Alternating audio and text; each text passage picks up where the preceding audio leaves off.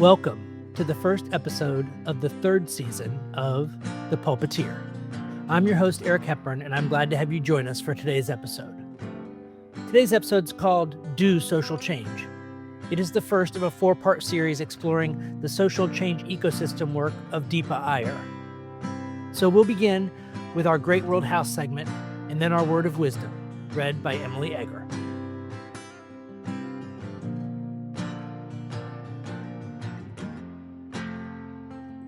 We now pause to honor the Great World House of which we are a part, lifting up the needs, the hopes, and the voices beyond these doors.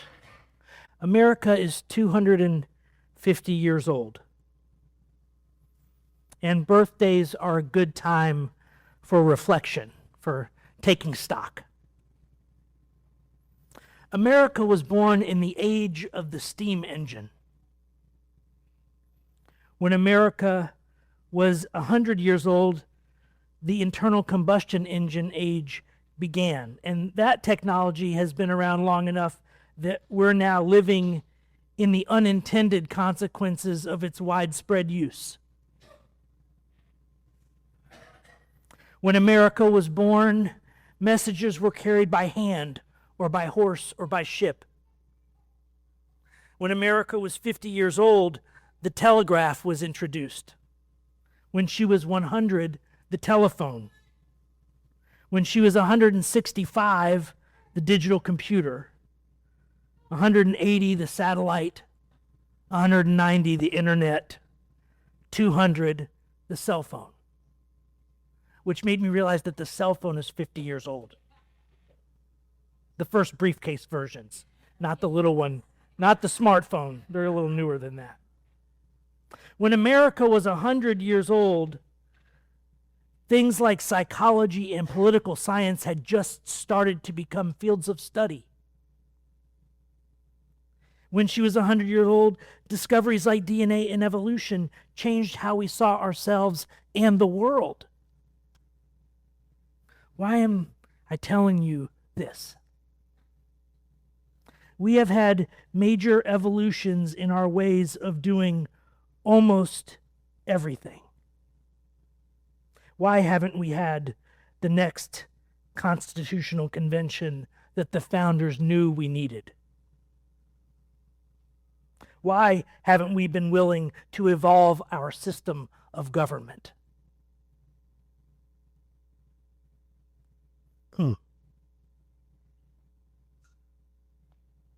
I'm just going to leave you with that question.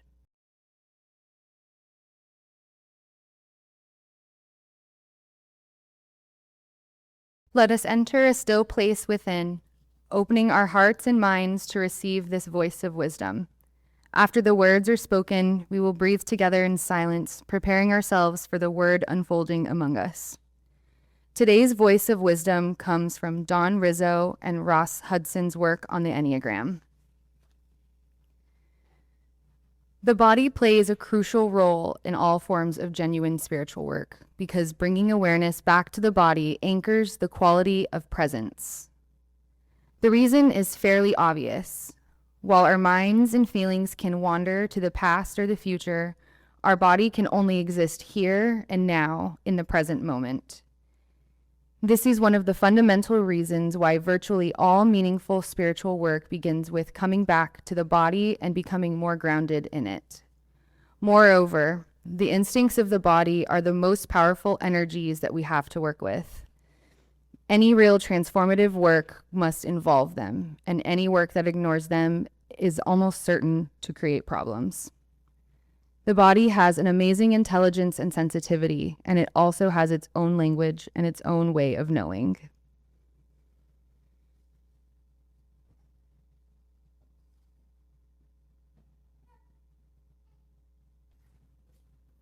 So let's start like this. So some of you who were here 2 weekends ago saw the Unitarian Universalist Association's General Assembly service. And every week at the beginning of service, we remind you that this church is part of the Unitarian Universalist Association. And one of the things that association does every year is they pick a book that they call their shared read, and they promote it for all the congregations to read so that there's some shared experience that links us all together in the work that we're doing.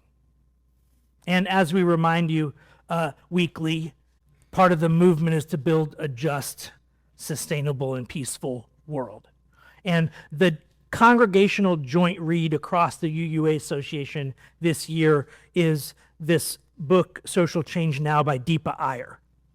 And a few months back, we did an all-ages service, and we read you the children's version of the book and talked about all the different social justice roles that people might play. If you get curious about that, there's still a display about it right back there, right in front of the AV table that has the names of the different roles. Now, I'm going to preach on this topic for the next 4 weeks, but I'm not going to regurgitate the book to you. It's not that kind of class. It's the kind of class where hopefully, if what I say resonates for you, you might go pick up the book if you're interested in what she wants to teach. But I'm going to talk about how it resonates with my own doctoral work and what I think I want you all to get out of it, or why I think for some of you, you might want to pick up that relatively short book and read it. So I had to figure out, so there's a multiplicity of roles. I'm going to forget the number, but I believe that it's around 9.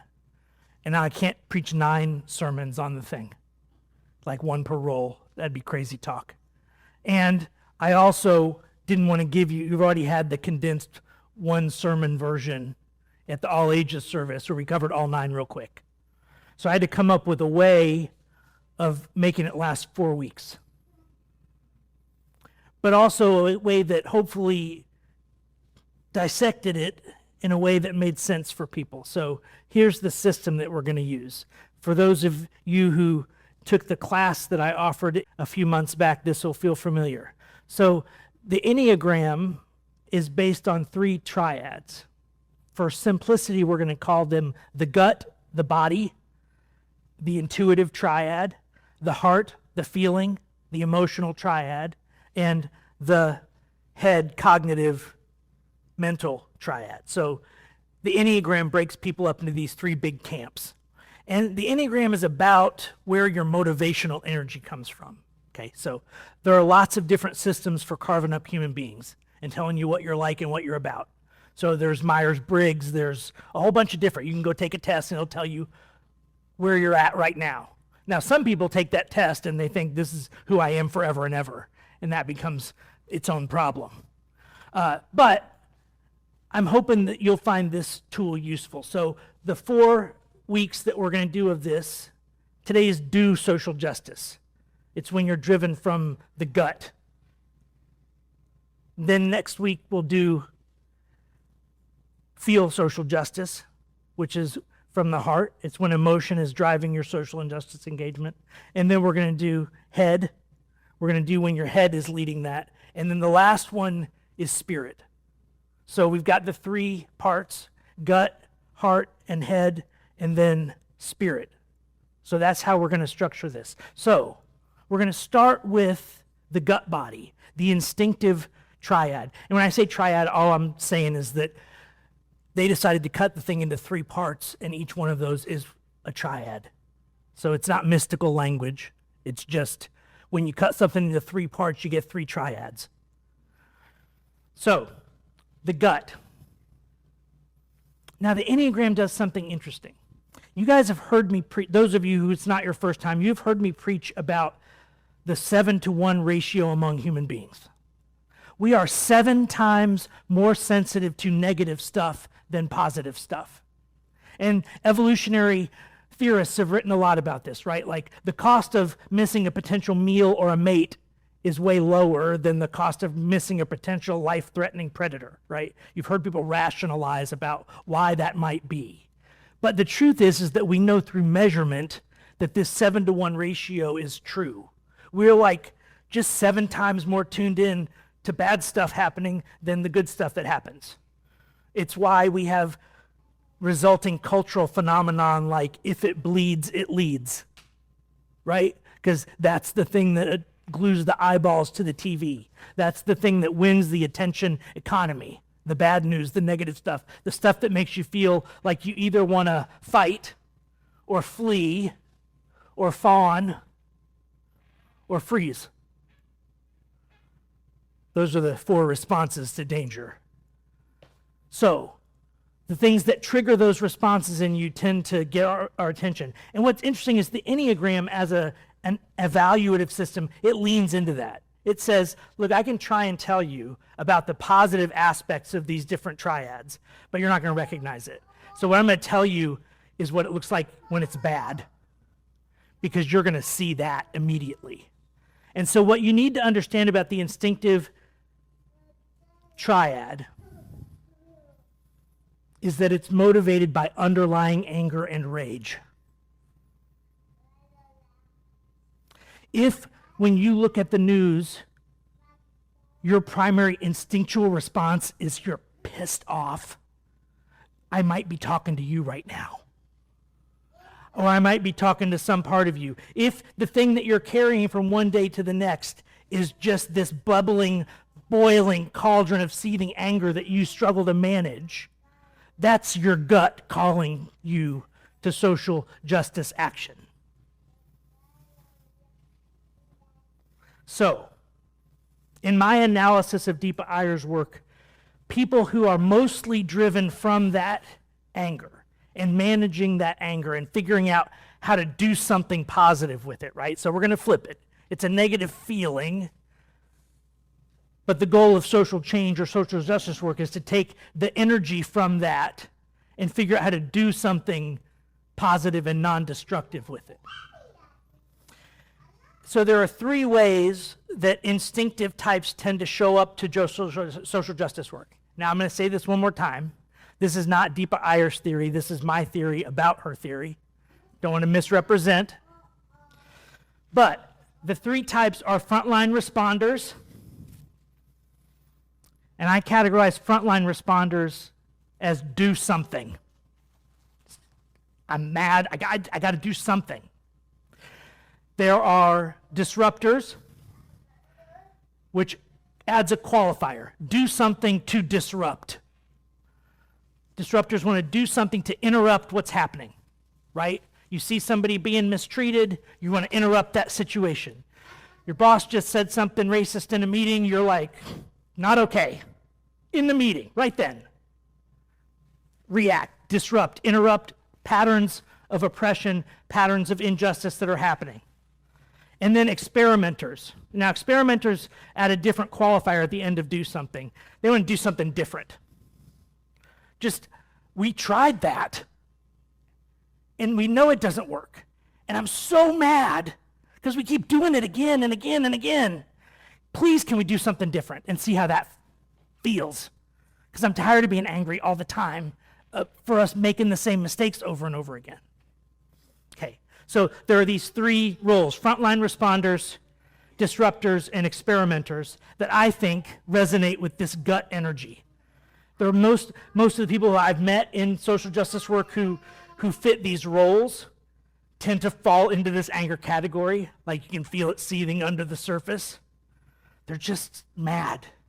Now they're working real hard, like all of us do, and like all good humans do, to turn that anger into something pro-social, right? Right? This isn't demonizing frontline workers or disruptors or experimenters for the energy that motivates them. This is being honest about what that energy is, where it's coming from, and the challenges of focusing that kind of energy into productive social justice work. I don't know about you, but I have run into situations where that anger gets misplaced onto collaborators in the work instead of into the work itself. And I think one of the gifts of Deepa Iyer's work is what she does is she takes these 3 categories of frontline responders and disruptors and experimenters, and she shows you what a good, healthy version of it looks like.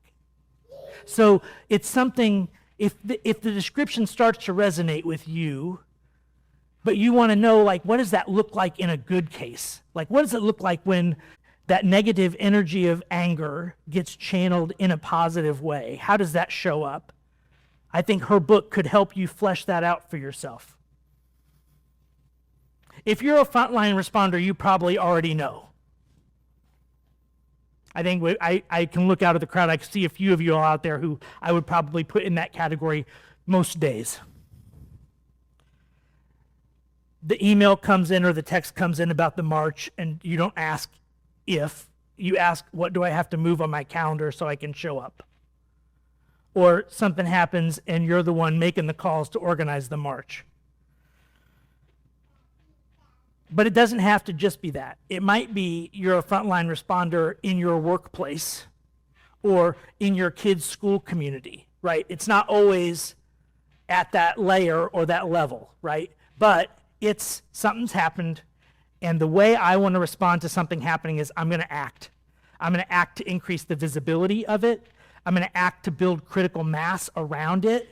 And one of the things that frontline responders do when they mature into the role, when frontline responders mature into the role, they move beyond just inviting other people to join them to helping those people navigate that situation. So they do things like things that we typically associate with like community organizers. They do that stuff well. Like they make sure that if Sammy gets arrested at the protest, there are 5 of us at the jail who are going to sit in chairs and wait until Sammy is with us and we walk out together.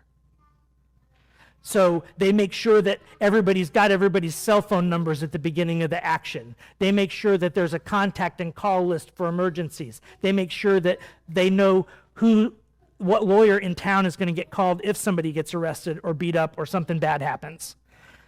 They put together the networks that make social actions work when they're high functioning. When they're low functioning, they're the people who show up and just scream vitriol at everybody they disagree with. Because they got to do something with all that anger. But they haven't figured out what good to do with it yet. And we've probably all seen that too. Disruptors. Do something to interrupt. It's really important.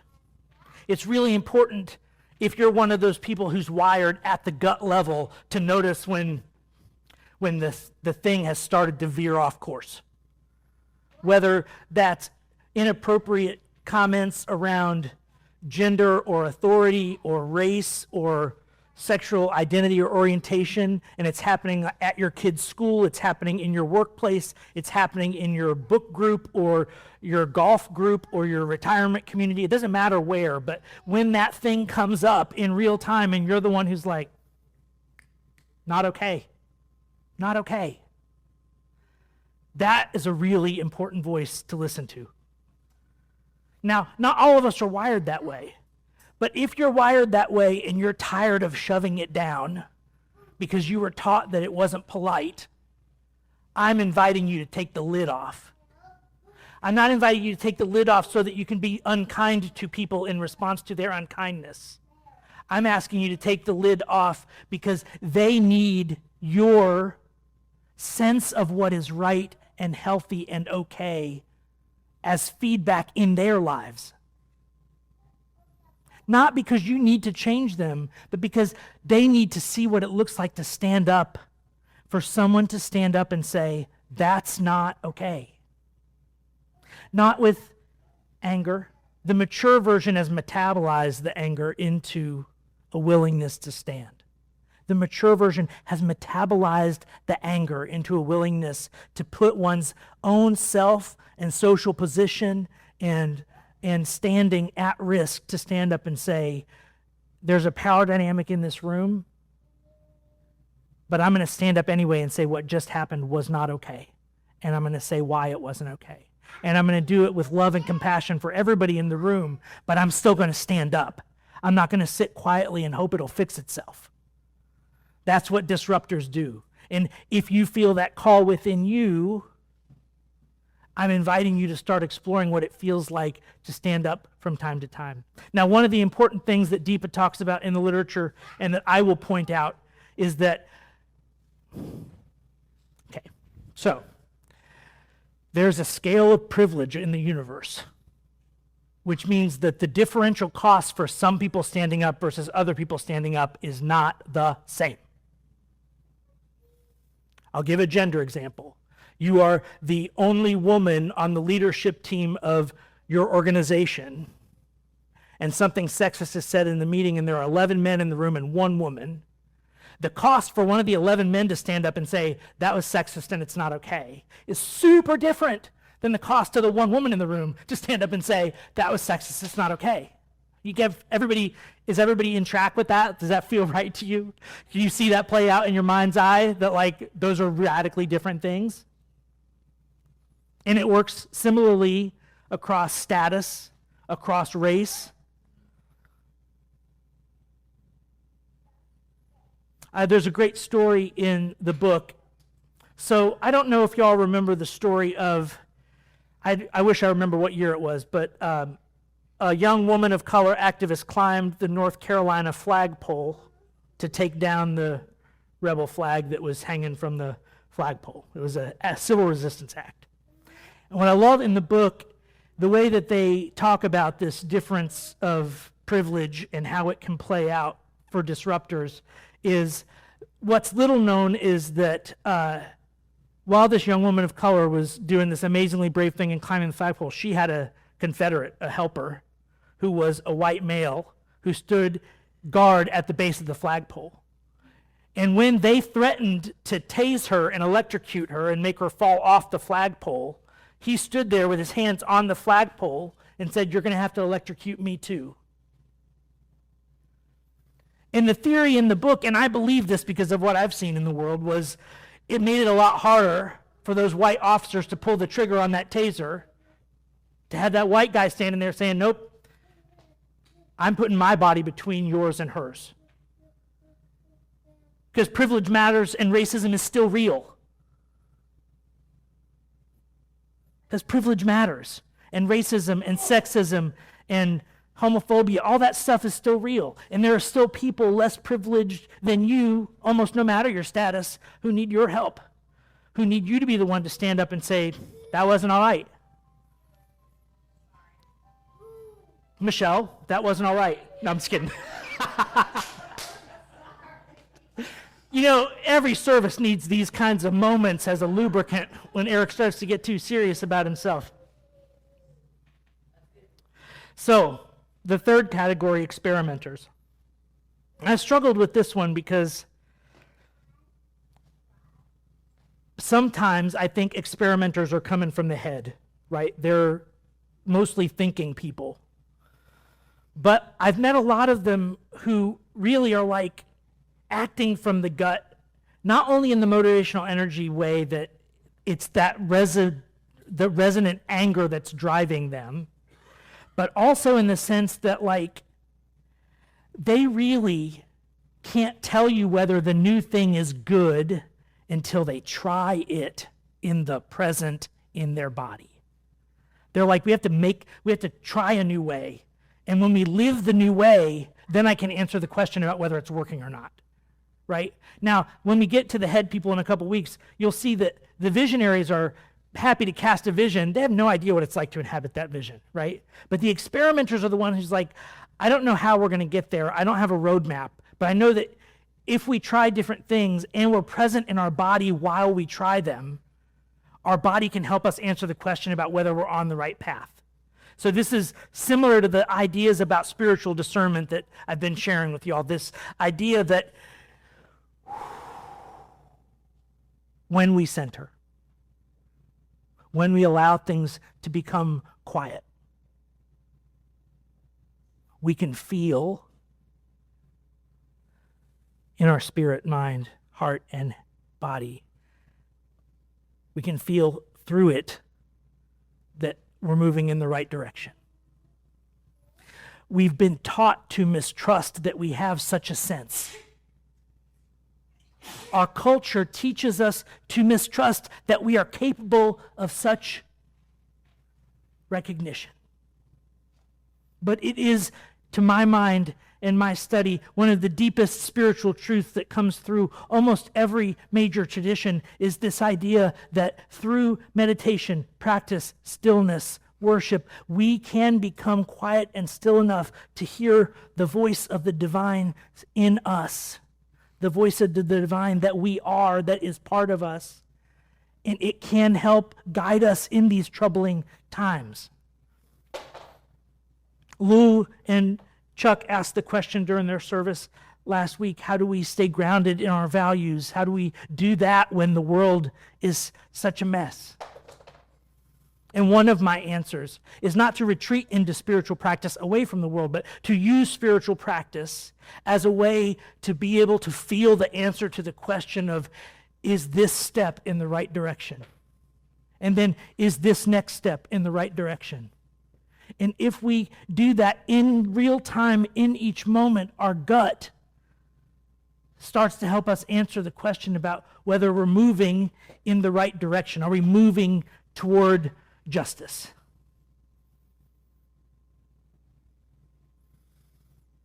And I think that's at the heart of what experimenters do. They're like, don't give me a big fancy novel about what the future utopia is going to look like. Let's change this thing on the ground about how we really do stuff and feel it.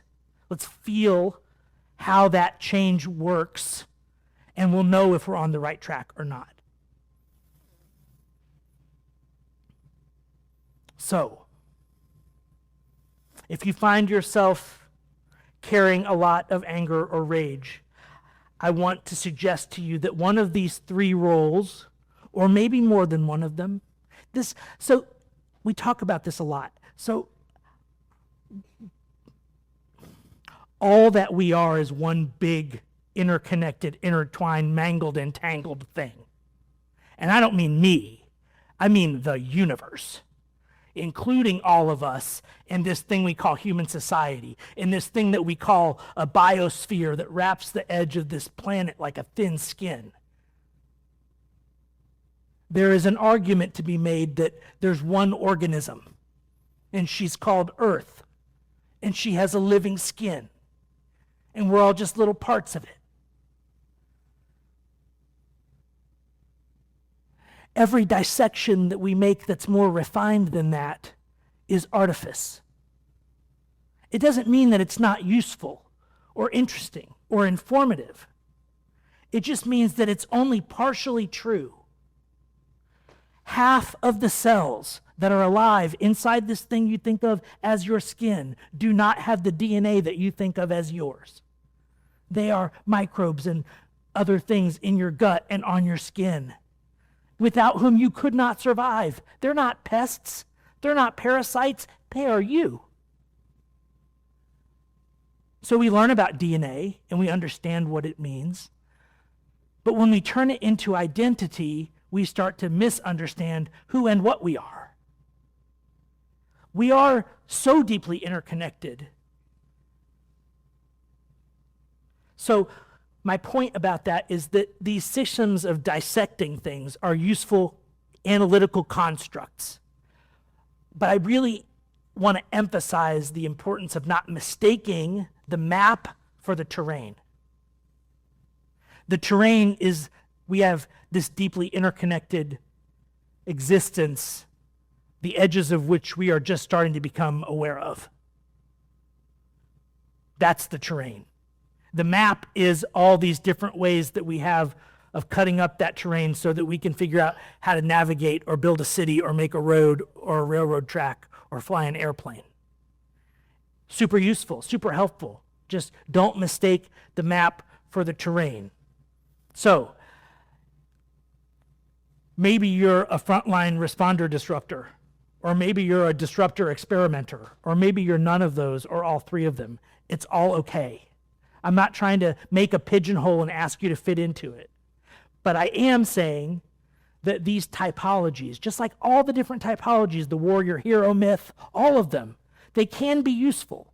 The question for you, each of you individually, is, did I hear something in one of these roles that resonated for me in a way that invites me to get curious about that more deeply? And if you didn't find one today, that's okay. Maybe you recognized a friend or a colleague in one of those descriptions, and this will help you understand how to support them better. Frontline responders, when it happens, you feel the need to do something. Learn to trust that need. It is a real need. It is a gut need and a soul need, a spirit need. Learn to trust it and to say yes to it when you feel like I need to do something. If you're called to be a disruptor, I need to do something to interrupt. Reclaim your self-trust and act. Yes, there is risk there, and you have been taught that the easiest way through life is to just avoid the risks. And some days it's true, right? There are some moments when that's probably the right choice. But I know it's not all the time. It's not all the time that the safe way is the right way. It's not all the time that minimizing the risk is the right move. Sometimes the right move is to stand up with courage in acknowledgement and acceptance that there might be consequences for you, and to say, I didn't know where the line was until today, but you just crossed it. And somebody has to stand up and say so. And I'm gonna. Now, maybe your reaction to something going wrong isn't the need to interrupt. Maybe it's the need to find the next new way. Maybe you're an experimenter. And maybe you're like, that weird thing happened. We have to find a way to redo the structure of our meetings or whatever it is so that that doesn't keep happening. Let me think about that. Let's try what if we change the order of the meeting or change who makes the agenda? What if we do something different? Let's do something different and see how that feels, because this doesn't feel right in my gut, the way that we're doing this.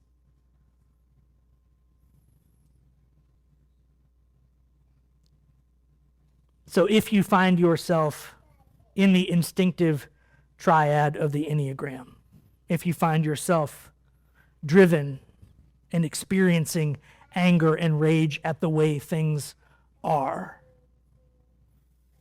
my answer to Lou and Chuck's question from last week about how you find hope is you start to answer the question for yourself of, how do I metabolize this anger into action that feeds me and feeds my community? Because it is possible. It is possible for that burning sensation in the pit of your stomach to do something other than irritate you. May it be so.